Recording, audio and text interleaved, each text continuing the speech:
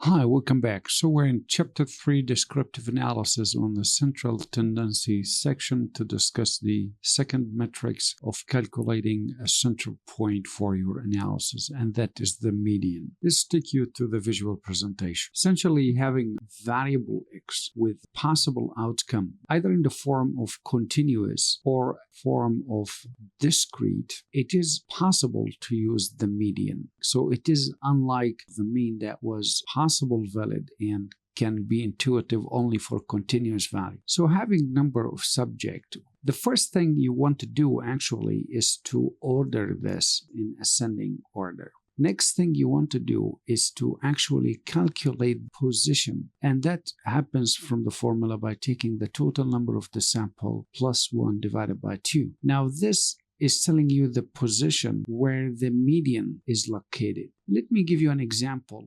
The first thing, as we said, that we need to sort this data set. The next that we calculate the position, and that indicates the third position. So the third position, the value of 20. And why is that important that I can extract the median? It is as if I convert this vector into a horizontal from the minimum to the maximum. I'm trying to locate the position where I am splitting the vector into two proportions, where the number of values located in each proportions are exactly equal. Now, when I look at this value, which happens to be 20, and then I try to locate the minimum value, according to my calculation, it happens to be 10, and I'm looking at my maximum value, which happens to be, in this case, 30, I can intuitively look at the way the number had been distributed. See, the distance from the 10 to 20, I have range of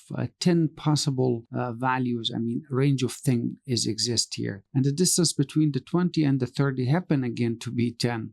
Let me give you an example of a case where a variable x have an outcome of, for example, A, B, and C, like a kind of examination. And say you construct a vector. We want to do not exactly sorting mechanism like we did with the continuous, but let's do a frequency. The next thing you want to do, it is to take the total as follow. Take the first value, which happens to be 2, and then add it to the 1 happens to be 3, then I'll add 3 to the 2 happens to be 5. Next, you want to take this total number 5 and apply our formula, and you got number 3. Now here the point is telling you that this number 3 located in which position among this cumulative number, it's obviously here. So it tells me that the value, the possible outcome of B, it is the median. And it's obvious it should be like that, because if you want to kind of sort this, you could see that B really median position, 2 values before, 2 values after.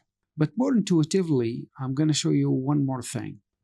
So the first thing to observe after I sorted that the number of n, it is an even number. In this case, what you should do is you divide this by 2, and then you get a number, and add to it more 1. So you get the second and the third position, which are these two numbers, value 3, and the second value is 4 on the third position.